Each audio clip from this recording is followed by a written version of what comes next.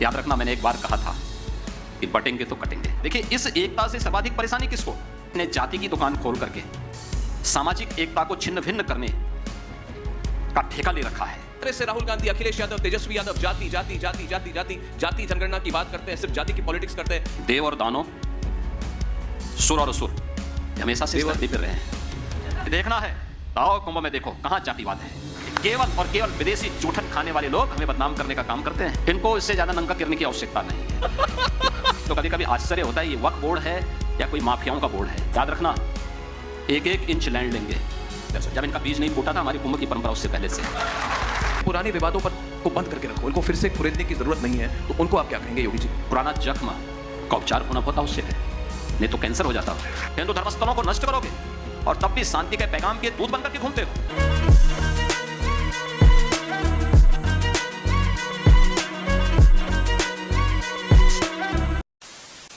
नमस्कार दोस्तों, debate show की एक और मजेदार वीडियो में आप सभी का स्वागत है। दोस्तों, अगर आपको डिबेट वीडियो देखना पसंद है तो आप बिल्कुल सही चैनल पे आए हैं और आपको चैनल बार बार ना ढूंढना पड़े, इसलिए चैनल को सब्सक्राइब करके बेल आइकन प्रेस जरूर कर लें ताकि जो भी कोई नई वीडियो आए आपके पास तुरंत पहुंच जाए। और दोस्तों, अगर आपको वीडियो थोड़ी बहुत भी पसंद आए तो वीडियो को लाइक और कमेंट्स जरूर करें, क्योंकि आपका एक एक लाइक और कमेंट्स चैनल के लिए संजीवनी बूटी का काम करता है और हमें आगे बढ़ने के लिए और वीडियो बनाने के लिए प्रेरित करता है। तो दोस्तों, चलिए फिर शुरू करते हैं आज की मेन डिबेट। वीडियो है सर, देख लेना सर, अब तक पहुंचेगा तो मालूम नहीं, देख लेना सर।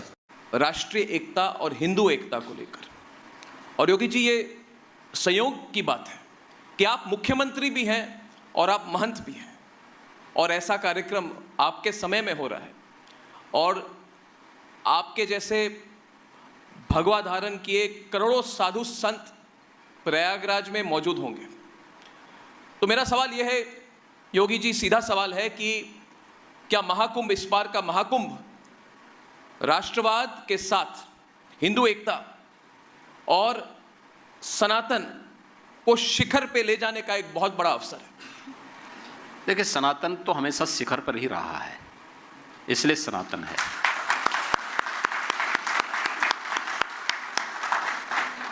दूसरा है, हिंदू एकता और राष्ट्रीय एकता एक दूसरे के पूरक है।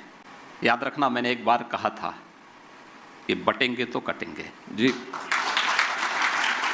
ऐसे ही नहीं कहा था, इतिहास इस बात का गवाह है। एक हैं तो सेफ हैं। प्रधानमंत्री जी ने भी बार बार इस बारे में कहा, अगर एक हैं तो सेफ हैं। और याद करिए, इतिहास इस बात की गवाही दे रहा है, प्रमाण प्रस्तुत कर रहा है। और 2017 के पहले यही उत्तर प्रदेश था जहां पे प्लान होता था, कैराना से, कांधला से, संभल से, और आज फिर से प्लान अब अपराधी और माफिया कर रहे हैं, वे देशद्रोही तत्व कर रहे हैं। आज यहाँ का नागरिक प्लान नहीं करता है, क्योंकि आज उसको जो जाति के नाम पर, देखिए, इस एकता से सर्वाधिक परेशानी किसको? परेशानी उसको है जिसने जाति की दुकान खोल करके सामाजिक एकता को छिन्न भिन्न करने का ठेका ले रखा है। जो लोग विदेशी पैसे के बल पर जी इस समाज को बांटने का काम कर रहे हैं, ये जातिवादी शक्तियां वही हैं, वही काम कर रही हैं जो किसी कालखंड में किसी देशद्रोही ने किया है। और मुझे लगता है जो भी एक शक्तिशाली और समृद्ध भारत का पक्षधर है, एक सुरक्षित भारत का पक्षधर है, उसे जातिवाद की इस दुकान को हमेशा के लिए बंद करने के लिए पुरजोर तरीके से आगे आकर के काम करना होगा। मेरा ये मानना है, इन दोनों शब्दों को अलग अलग करके नहीं देखा जा सकता। हिंदू एकता, राष्ट्रीय एकता, ये दोनों एक दूसरे के पूरक हैं, एक दूसरे के अलग अलग नहीं। और महाकुंभ का आयोजन तो इसका एक अद्भुत उदाहरण होगा। ये महासमागम जाति और पंथ के भेदभाव को समाप्त कर देता है, लिंग के भेदभाव को समाप्त करता है, छूत और अस्पृश्यता के भेदभाव को समाप्त करता है। और दुनिया वालों, अगर आपको तुम्हें देखना है तो आओ कुंभ में देखो कहां जातिवाद है। कहां क्षेत्रवाद है, कहां मत और मजहब का भेदभाव है। केवल और केवल विदेशी जूठन खाने वाले लोग हमें बदनाम करने का काम करते हैं। क्या बात है सर, क्या बात है सर। और याद रखना, जब तक हम लोग इन लोगों के बहकावे में आते रहेंगे तब तक राष्ट्रीय एकता को ऐसी चोट पहुंचती रहेगी जो अतीत में पहुंची है। और हमेशा में इस बात को याद रखना होगा, महाकुंभ इसका एक आयोजन बनने जा रहा है, फिर से जोड़ने का। योगी जी देखिए, आपने बटेंगे और कटेंगे की बात कही और आपने कहा बटेंगे तो कटेंगे और एक रहेंगे तो नेक रहेंगे, और लोग इसी बात के लिए आपको बहुत पसंद करते हैं, आपको सपोर्ट करते हैं क्योंकि आप डायरेक्टली बात करते हैं, आप कोई इधर उधर की बात नहीं करते।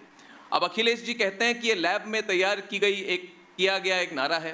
कांग्रेस कहती है कि ये देश बांटने की चाल है, और आपके जो विरोधी हैं महाकुंभ पे या तो चुप हैं, कुछ कह नहीं रहे हैं, खुलकर समर्थन नहीं कर रहे, या तो फिर वक्त के साथ खड़े हैं जो कह रहे हैं कि कुंभ उनकी जमीन पे हो रही है।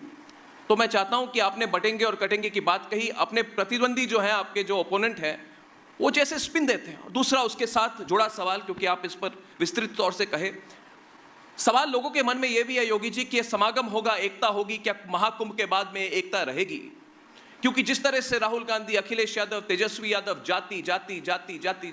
जाति जनगणना की बात करते हैं, सिर्फ जाति की पॉलिटिक्स करते हैं, क्या 100 करोड़ हिंदुओं की एकता महाकुंभ से एक तरह से फिर से जागृत होगी? क्या उसको और बल मिलेगा और रहेगा उसके बाद? क्या जाति की पॉलिटिक्स खत्म हो सकती है देखिए महाकुंभ के बाद? देखिए, देव और दानव, सुर और असुर हमेशा से इस धरती पर रहे हैं और सबको रहना चाहिए। समझ गया मैं। जोड़ने वाले लोग ये मानव परंपरा में हैं, तोड़ने वाले लोग दानव परंपरा को मानने वाले लोग हैं, उनके अनुयायी हैं। तो दानवों ने हमेशा तोड़ा है, वे आज वही बात करते हैं। जो लोग भारत को डिस्कवरी ऑफ इंडिया से भारत को देखना चाहते हैं जी, जिनका नजरिया वह है जी, वे भारत को नहीं समझ पाएंगे, वे नहीं समझ पाएंगे। जो अपने को एक्सीडेंटल कहते हैं वे भारत को नहीं समझ पाएंगे।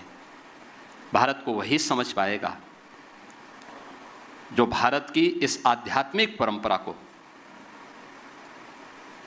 जो राम की परंपरा है, कृष्ण की परंपरा है, भगवान शिव की परंपरा है, शक्ति की परंपरा है, इस परंपरा के प्रति श्रद्धावनत हो जी, वही भारत को जान पाएगा। एक और मुझे लगता है कि उसकी चिंता नहीं करनी है। देश की जनता जागरूक हो चुकी है, एक्सपोज हो चुके हैं लोग, इनको इससे ज्यादा नंगा करने की आवश्यकता नहीं है।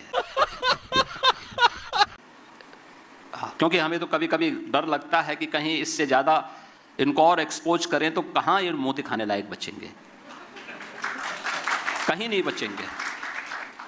एक दूसरी स्थिति है, जहां तक आपने वक्फ की बात की है जी, मैं तो कभी कभी आश्चर्य होता है, ये वक्फ बोर्ड है या कोई माफियाओं का बोर्ड है, भू माफियाओं का बोर्ड बन गया है। अरे याद रखना, एक एक इंच लैंड लेंगे। एक और हमने उत्तर प्रदेश वक्फ अधिनियम में संशोधन किया है, पूरी 1369 फसली से लेकर के अब तक की एक एक राजस्व के अभिलेख की जांच करवा रहे हैं, और जिसको भी वक्फ के नाम पे कब्जा किया होगा उस एक एक इंच लैंड को लेकर के वापस करेंगे और गरीबों के मकान बनाएंगे, सार्वजनिक संस्थाएं, अस्पताल बनाएंगे, अच्छे शिक्षण संस्थान बनाएंगे। और कुंभ में दावेदारी करने वाले लोग जी, अपनी गनीमत देखो, अपनी खाल बचा लें तो गनीमत होगी उनके लिए। वो कहते हैं सवाल मेरा है, वो कहते हैं कि ये हमारी धार्मिक अधिकार, हमारी धार्मिक अधिकार हमसे कैसे खींची जा सकती? जब इनका बीज नहीं फूटा था, हमारी कुंभ की परंपरा उससे पहले से।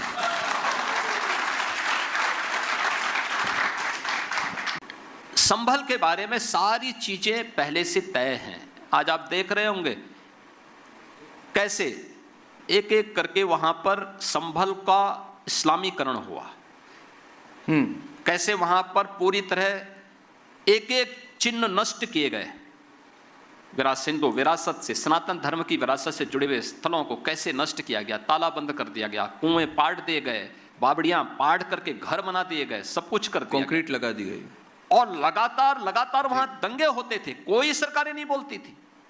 1947 से लेकर के 2017 के पहले तक 209 हिंदुओं की हत्या हुई। 1976 में 8 हिंदू निर्मम रूप से मारे गए और 1978 में 184 हिंदुओं की सामूहिक हत्या हुई। एक भी दरिंदे के खिलाफ कार्रवाई नहीं हुई, एक के खिलाफ भी कार्रवाई नहीं हुई।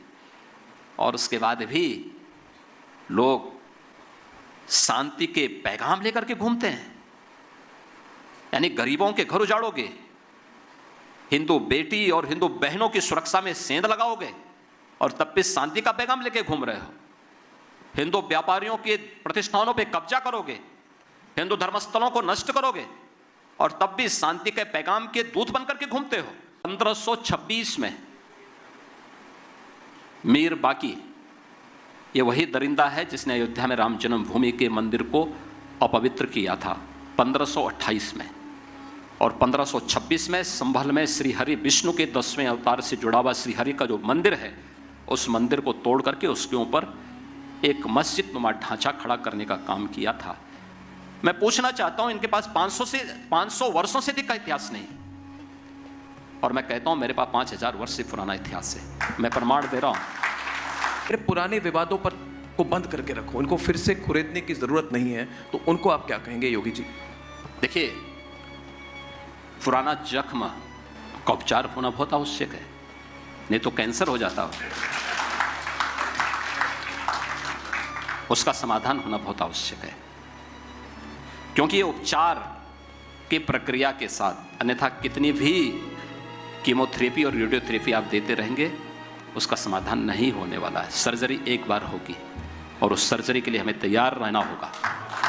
सर्जरी थोड़ा कितना भी बड़ा क्यों ना हो, अगर एक बार कायदे से सर्जरी हो जाएगी तो नए सिरे से फिर वह आगे बढ़ेगा। तो दोस्तों, अगर आपने वीडियो अंत तक देखी है तो उम्मीद करता हूं आपको वीडियो पसंद आई होगी। वीडियो के बारे में आपकी जो भी कोई राय है कमेंट्स करके जरूर बताएं। और दोस्तों, अगर आप हमें सपोर्ट करना चाहते हैं तो अभी इस वीडियो को लाइक कर दीजिए, क्योंकि दोस्तों ये लाइक आपके लिए तो फ्री है, लेकिन आपका एक एक लाइक हमारे लिए बहुत कीमती है। तो चलिए दोस्तों, फिर मिलते हैं बहुत जल्द अगली वीडियो में। तब तक अपना ख्याल रखिए, अपने परिवार का ख्याल रखिए, देश और सनातन धर्म से प्यार करते रहिए। चलिए दोस्तों, मिलते हैं बहुत जल्द अगली वीडियो में। तब तक के लिए जय हिंद, वंदे मातरम।